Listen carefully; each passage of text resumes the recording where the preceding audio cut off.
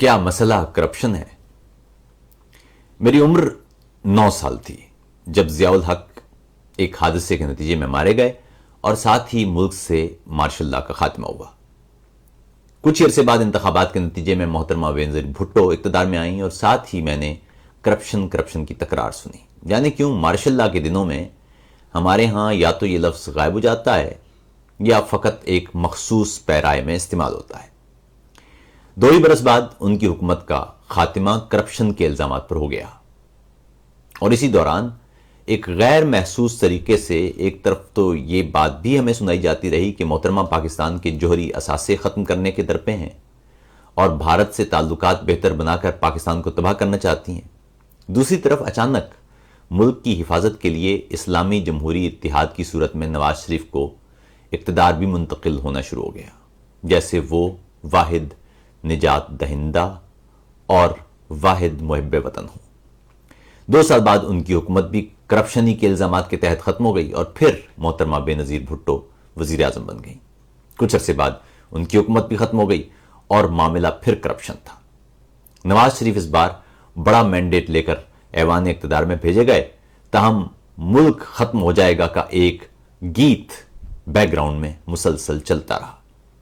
سن 1999 میں میری عمر 20 برس تھی جب ایک طرف کارگل ہوا اور پھر مشرف نے ایک بار پھر ملک میں مارشل لا نافذ کر دیا اور قوم کو بتایا کہ ملک تو دیوالیہ ہو رہا تھا اور وجہ تھی کرپشن۔ ایسے میں 9/11 ہو گیا اور ہم نے فوجی اڈے اور ملکی سالمیت اور حاکمیت اعلیٰ ایک مرتبہ پھر امریکہ کو دے کر ڈالر لینا شروع کر دیے۔ اس دوران کرپشن کا گیت سنائی دیتا رہا کہ بینظیر بھٹو اور نواز شریف دونوں کرپٹ ہیں۔ نواز شریف نے مشرف سے ڈیل کر کے سعودی عرب جانے میں عافیت سمجھی۔ اسی دوران بینظیر بھی جلاوطن رہیں، آصف علی زرداری طویل عرصے تک جیل میں رہے اور کرپشن کا گیت بھی ساتھ ساتھ چلتا رہا۔ کرپشن کا یہ گیت اتنا تسلسل سے میرے کانوں میں پڑتا رہا کہ مجھے ملک کے زیادہ تر مسائل کی وجہ ایک طویل عرصے تک کرپشن ہی معلوم ہوتی تھی۔ مگر سوال یہ تھا کہ کرپشن کیوں ہوتی ہے اور جن ممالک میں یہ کم ہوتی ہے کیوں کم ہوتی ہے، یا اگر مسائل کی جڑ کرپشن ہی ہے تو کیا دیگر مسائل اس کی وجہ سے ہی پیدا ہو رہے ہیں، یا کرپشن ختم کر دی جائے تو کیا باقی تمام مسائل خود بخود حل ہو جائیں گے، اور اگر ایسا ہے تو کرپشن ختم کیسے کی جا سکتی ہے؟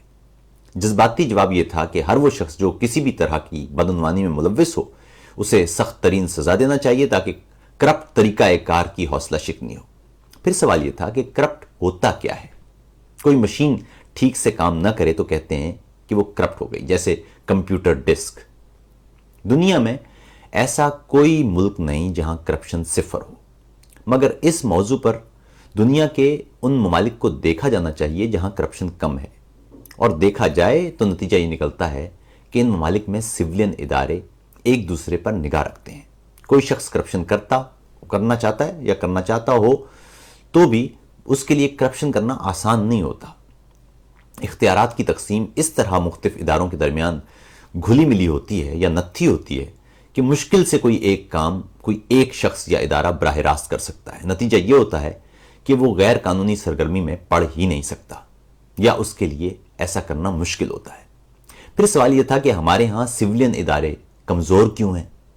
آسان جواب تھا کہ کرپٹ سیاستدان ادارے بننے نہیں دیتے، مگر اگلا سوال یہ تھا کہ ایسے کرپٹ سیاستدان لاتا کون ہے، اور کیا شفاف کردار کے حامل افراد ملک میں موجود ہی نہیں؟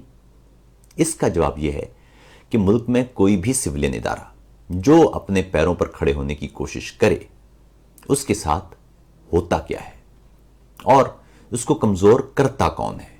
اس سے بھی زیادہ اہم سوال یہ ہے کہ کرپشن انڈیکس میں پاکستان پچھلے 10 برسوں میں اپنی پوزیشن بہتر بناتا رہا۔ سن 2009 میں پاکستان دنیا کا غالباً 144واں شفاف ترین ملک تھا، جبکہ 2016 میں پاکستان 117واں یا 116واں نمبر پر آ چکا تھا۔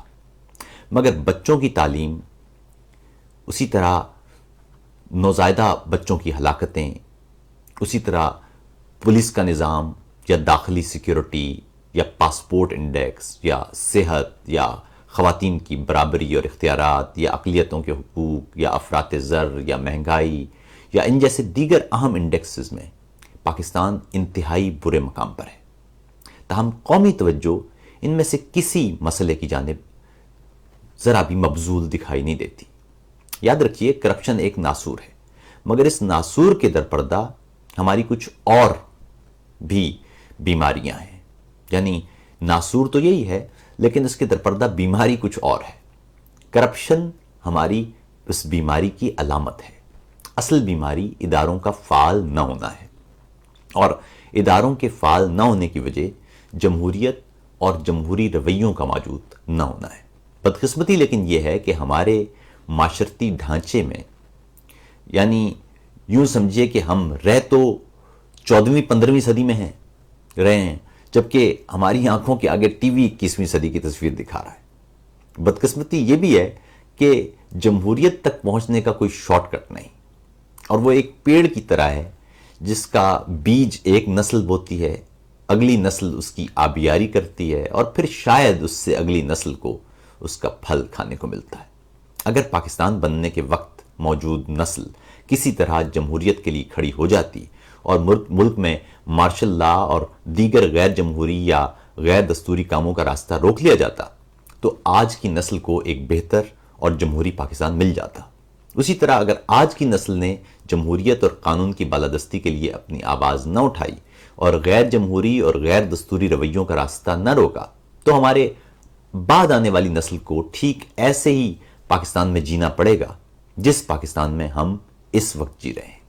करप्शन का खात्मा सिर्फ उस सूरत में मुमकिन है जब मुल्क में इदारे दस्तूर के मुताबिक काम करें और हर इदारा दूसरे इदारे और अहलकार के अफ़आल और सरगर्मियों पर निगाह रखे। याद रखिए, करप्शन की सरकोबी करप्शन पर सजाओं से भी ज़्यादा करप्शन का रास्ता रोकने से इबारत है। जब तक करप्शन का रास्ता नहीं रोका जाता, ना करप्शन रुक सकती है और ना करप्शन के सस्ते नारे के नाम पर मुल्क में जमहूरियत का कत्ल।